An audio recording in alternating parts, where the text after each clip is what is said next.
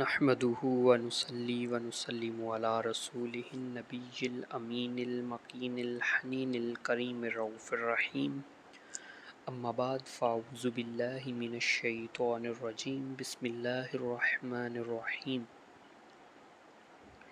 لإيلاف قريش إيلافهم رحلة الشتاء والصيف فليعبدوا رب هذا البيت الذي أطعمهم من جوع وآمنهم من خوف آمنت بالله صدق الله مولانا العظيم إن الله وملائكته يصلون على النبي يا أيها الذين آمنوا صلوا عليه وسلموا تسليما الصلاة والسلام عليك يا سيدي يا رسول الله وعلى آلك وأصحابك يا سيدي يا حبيب الله الصلاة والسلام عليك يا سيدي يا نور الله وعلى آلك وأصحابك يا سيدي يا رحمة للعالمين معزز سامعین السلام علیکم ورحمۃ اللہ وبرکاتہ۔ سب کے علم میں ہے کہ ہمارا موضوع گفتگو اسلام میں کاروبار اور تجارت کی اہمیت پر چل رہا ہے۔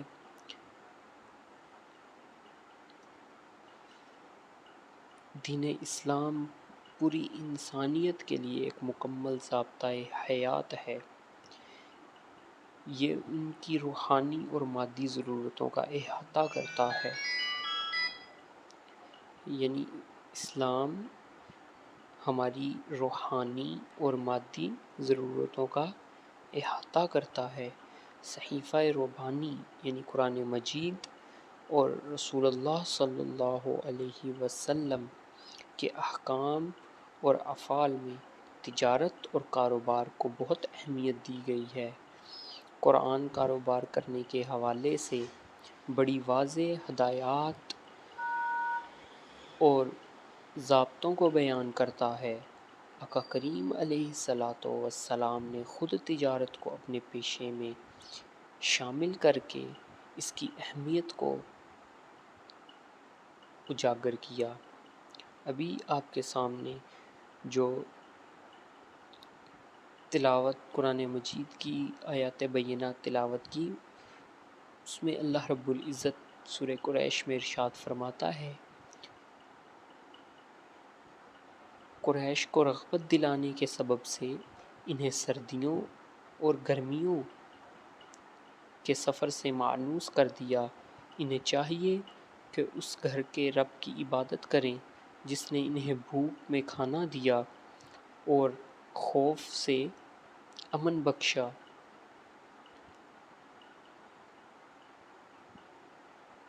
عرب کے لوگ جو ہے وہ تجارت کرتے تھے، ہر موسم کے لحاظ سے ان کی تجارت ہوتی تھی، جس کا ذکر اللہ رب العزت نے قرآن پاک میں فرمایا ہے، جو بھی آپ نے ترجمہ سماعت کیا، کہ یہ گرمیوں اور سردیوں کی تجارت کو اللہ رب العزت کی ایک عطا کردہ نعمت تھی۔ مکہ کے لوگوں کی معاشرتی اور معاشی خوشحالی کا دار و مدار انہی تجارتی قافلوں پر تھا، جو مکہ میں قافلے آیا جایا کرتے تھے، کچھ آتے تھے کچھ جاتے تھے دوسرے ممالک میں۔ 2 سالانہ تجارتی کاروانوں ایک موسم سرما میں یمن کی جانب جاتا تھا اور دوسرا موسم گرما میں شام کی طرف روانہ ہوتا تھا اپنی تجارت کو لے کر، جس کی آپ پاکستان میں مثال اگر یوں لے لیں کہ پاکستان کے جو ناردرن ایریاز ہیں وہاں پہ موسم گرما میں لوگ یہاں سے ان ایریاز کی سیر و تفریح کے لیے جاتے ہیں، اور وہ لوگ وہاں کے جو لوگ ہیں وہ ان کا کاروبار چلتا ہے یہاں کے لوگوں کے جانے سے۔ ریسٹورنٹس، ہوٹلز، دکانیں، مختلف طرح کی اس طرح چیزیں جو ہیں ان کا کاروبار چلتا ہے۔ ان کا کاروبار موسم گرما میں ہوتا ہے اور سرما میں وہ بند ہو جاتا ہے۔ کچھ ایسے بھی آپ کو میں جو ہے وہ ایک ایگزامپل اور دوں تو اس میں وہاں کے جو لوگ ہیں چترال، گلگت بلتستان، لور دیر، اس طرح کے جو ایریاز ہیں نا پہاڑی علاقے جہاں پہ برف باری بہت زیادہ ہوتی ہے، وہاں کے کچھ لوگ گرمیوں میں واپس چلے جاتے ہیں یہاں سے. اگر لاہور کی مثال لے لیں، پنجاب کی لے لیں، پنجاب میں وہ لوگ آتے ہیں سردیوں میں وہاں سے آ جاتے ہیں، یہاں کام کرتے ہیں، اور گرمیوں میں پھر وہاں پہ واپس جاتے ہیں. مطلب چھٹیاں اپنی جو کرنے کے لیے ان کو جو ہالیڈیز ہوتی ہیں، چھٹیاں ہیں، ان میں وہ سردیوں میں وہاں سے آ جاتے ہیں کام کرنے کے لیے، گرمیوں میں وہاں روانہ ہو جاتے ہیں. یہ یعنی کہ تجارت کا ایک جو ہے وہ طریقہ کار اللہ رب العزت نے عالم دنیا کو یا پوری انسانیت کو جو ہے وہ فراہم کیا. اور اس کے علاوہ جو ہے وہ یہ جو دل ہے یہ بہت اہمیت کا حامل ہے. جیسا کہ آقا کریم علیہ الصلوۃ والسلام کی حدیث مبارکہ ہے کہ انما الاعمال بالنیات، اعمال کا دار و مدار نیتوں پر ہے. آقا کریم علیہ الصلوۃ والسلام نے فرمایا اعمال کا دار و مدار نیتوں پر ہے. اور حضرت ابو ہریرہ رضی اللہ تعالیٰ عنہ سے روایت ہے کہ آقا کریم صلی اللہ علیہ وسلم نے فرمایا اللہ تبارک و تعالیٰ تمہارے جسموں یا شکلوں کو نہیں دیکھتے لیکن تمہارے دلوں کو ضرور دیکھتے ہیں.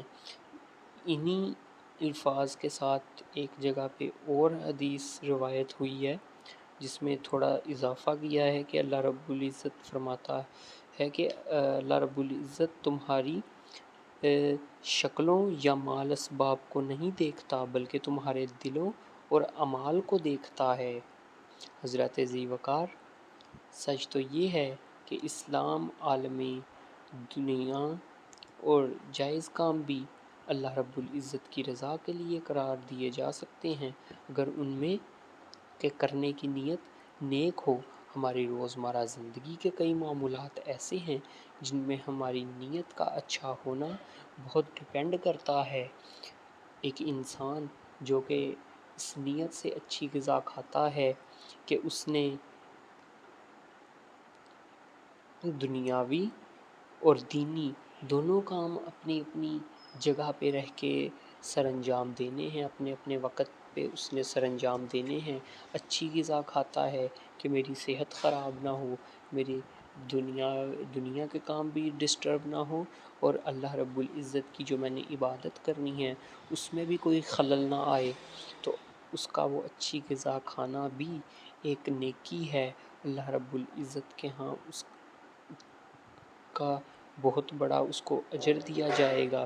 اسی طرح اگر آپ دیکھیں قربانی ایک عام بکرا بھی ذبح ہوتا ہے جو گوشت کی دکانوں پہ فروخت کیا جاتا ہے، جو کہ کسائی سیل کرتے ہیں. اس کے ذبح ہونے میں اور جو قربانی حضرت ابراہیم اور حضرت اسماعیل علیہ السلام کی یاد میں ہم مناتے ہیں، کرتے ہیں، ان دونوں میں کیا فرق ہے؟ ان دونوں میں نیت کا فرق ہے کہ وہاں پہ نیت کیا ہے کہ اس کو بیچنا ہے، سیل کرنا ہے، اور یہاں پہ نیت کیا ہے کہ یہ قربانی خالصتاً اللہ رب العزت کی رضا کے لیے ہے، اس کے برگزیدہ بندوں کی یاد میں یہ قربانی کی جا رہی ہے، اس کا حکم ہے. تو نیت جو دل ہے اس کا بہت عمل دخل ہے. نیت کے حوالے سے اس میں بہت اہمیت کی حامل ہے. اور کاروبار اور تجارت کے حوالے سے تو اللہ رب العزت نے قرآن پاک میں بیسیوں جگہوں پہ جو ہے وہ ذکر کیا ہے. سورہ نساء میں اللہ رب العزت ارشاد فرماتا ہے اے ایمان والو، تم ایک دوسرے کا مال آپس میں ناحق طریقے سے نہ کھاؤ سوائے اس کے کہ تمہاری باہمی رضامندی سے کوئی تجارت ہو، اور اپنی جانوں کو مت ہلاک کرو.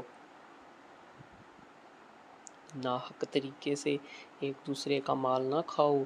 باہمی رضامندی کے ساتھ رہو، کاروبار کرو، اور اپنی جانوں کو ہلاک مت کرو، کیونکہ جب باہمی رضامندی نہیں ہوگی تو اس میں کیا ہوگا، اس میں بگاڑ پیدا ہوگا، ایک دوسرے سے دشمنی بڑھے گی، قتل و غارت عام ہو جائے گا، جس کو اللہ پاک نے جس سے روکا ہے۔ اور اسی طرح سورہ جمعہ میں اللہ رب العزت ارشاد فرماتا ہے وَإِذَا قُضِيَ لِلصَّلَاةِ فَانتَشِرُوا فِي الْأَرْضِ وَابْتَغُوا مِنْ فَضْلِ اللَّهِ وَاذْكُرُوا اللَّهَ كَثِيرًا لَعَلَّكُمْ تُفْلِحُونَ۔ پھر جب نماز ادا ہو چکے تو زمین میں منتشر ہو جاؤ اور اللہ کا فضل یعنی کہ رزق تلاش کرنے لگو، اور اللہ کو کثرت سے یاد کیا کرو تاکہ تم فلاح پا جاؤ۔ اللہ رب العزت نے نماز جمعہ کے حوالے سے بھی یہی فرمایا کہ جب جمعہ کی نماز ہو چکے تو اللہ کا فضل تلاش کرو، تجارت کرو،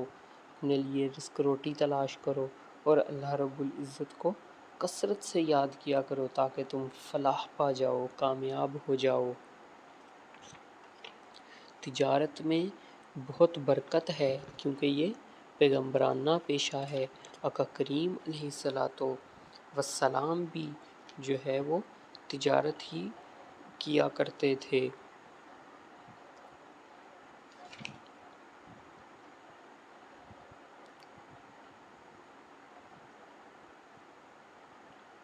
اور حضرت عمر بن خطاب رضی اللہ تعالیٰ عنہ سے مروی ہے، آقا کریم علیہ الصلاۃ والسلام نے فرمایا درآمد کرنے والا رزق کی وافرانی سے نوازا جاتا ہے اور ذخیرہ اندوز پر لعنت ہوتی ہے، یعنی کہ جو مال آیا ہے اس کو اچھے داموں سے فروخت کر دو، اس کو بچا کے مت رکھو کہ میں اس کو رکھ لوں، یہ جب چیز سب سے ختم ہو جائے، اس کی شارٹیج ہو جائے تو پھر میں اس کو سیل کروں گا، ذخیرہ اندوزی کر لوں گا، جیسا کہ پاکستان میں موسٹلی ایسا ہوتا ہے، کوئی چیز شارٹ ہونے لگتی ہے تو لوگ اس کا سٹاک اٹھا کے جمع کر لیتے ہیں، اور جب وہ ملتی نہیں ہے، چند ایک لوگوں کے پاس ہوتی ہے، تو پھر وہ اس چیز کو اپنی مرضی کے ریٹوں پہ جو ہے وہ اس کو سیل کرتے ہیں۔ اور ایک اور جگہ پہ آقا کریم علیہ الصلاۃ والسلام کی حدیث مبارکہ ہے، حضرت جابر بن عبداللہ رضی اللہ تعالیٰ عنہ کے مطابق رسول اللہ صلی اللہ علیہ وسلم نے فرمایا اللہ ایسے شخص پر اپنی رحمت نازل فرمائے جو جب کچھ خریدتا ہے تو نرمی برتتا ہے، اور جب کچھ بیچتا ہے تب بھی نرمی کا برتاؤ رکھتا ہے، اور جب کسی سے ادائیگی کا مطالبہ کرتا ہے تو بھی نرم دلی، نرم لہجہ اختیار کرتا ہے۔ ابن ماجہ کی یہ حدیث تھی کہ اللہ رب العزت اس شخص پر اپنی رحمتوں کا نزول فرماتا ہے کہ جو کاروبار میں چیز خریدتے ہوئے، بیچتے ہوئے، کسی سے اپنی رقم کی ادائیگی کا مطالبہ کرتے ہوئے نرم دلی کا مظاہرہ کرتا ہے۔ ایک مرتبہ آقا کریم علیہ الصلاۃ والسلام نے لوگوں کو کاروبار میں مصروف دیکھا اور فرمایا اے تجارت کرنے والو، انہوں نے اپنی گردنیں موڑ کر آپ پر اپنی نظریں مرکوز فرمائیں، یعنی ان تاجروں نے جو تجارت میں مصروف تھے انہوں نے اپنی گردنیں موڑ کے اللہ کے رسول صلی اللہ علیہ وسلم پر اپنی نظریں مرکوز فرمائیں، تو آقا کریم علیہ الصلاۃ والسلام نے فرمایا بلا شبہ روز قیامت تاجروں کو گناہوں کے ساتھ اٹھایا جائے گا، ماں سوائے ایسے تاجر کو جو اللہ کا خوف رکھتا ہے، دوسروں سے بھلائی کرتا ہے اور سچ کام کرتا ہے، سچا ہے، سچائی پر مبنی اپنی تجارت کرتا ہے۔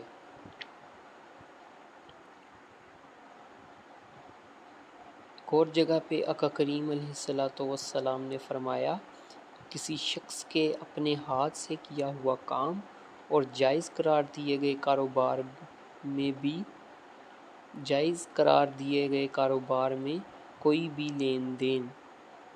یعنی کہ جو کوئی شخص اپنے ہاتھ سے کام کرتا ہے اور جائز ہے اور اس میں وہ لین دین کرتا ہے وہ کام بہت اچھا ہے۔ یعنی کہ یہ ایک صحابی نے بیسیکلی آقا کریم علیہ السلام سے سوال کیا تھا کہ کون سی کمائی اچھی ہے، تو آقا کریم علیہ السلام نے ارشاد فرمایا کہ جو کوئی شخص اپنے ہاتھ سے کام کرتا ہے، اپنے ہاتھ سے کوئی چیز بناتا ہے اور وہ چیز جائز ہو اور اس کو پھر جو ہے وہ کاروبار میں اس کا لین دین کرتا ہے۔ کوئی چیز پرانے وقتوں میں تجارت ایسے ہی ہوتی تھی کہ ایک بندے نے ایک چیز بنائی ہے، مثال کے طور پہ اس نے مٹی کے گلاس بنا لیے ہیں، مٹی کی پلیٹیں بنا لی ہیں، وہ ان کو کسی سبزی والے کو، پھل والے کو، کسی جانور رکھنے والے کو، مویشی جو رکھتے ہیں، منڈیاں لگتی ہیں، مویشی منڈی جو ہوتی ہے، اس طرح یعنی کہ وہ اپنی چیزیں وہاں لے کے جاتے تھے، ان کو اپنے برتن یا اپنی جو چارہ ہوتا تھا وہ ان کو دیتے تھے اور ان سے پھر بدلے میں کوئی پھل، کوئی کھجوریں، کوئی اناج وہ خریدتے تھے، کوئی جانور خریدتے تھے، یعنی کہ چیزوں کا تبادلہ ایک دوسرے میں سے کرتے تھے۔ تو اللہ رب العزت ہمیں بھی اچھے طریقے سے تجارت کرنے کی توفیق عطا فرمائے۔ السلام علیکم ورحمۃ اللہ وبرکاتہ۔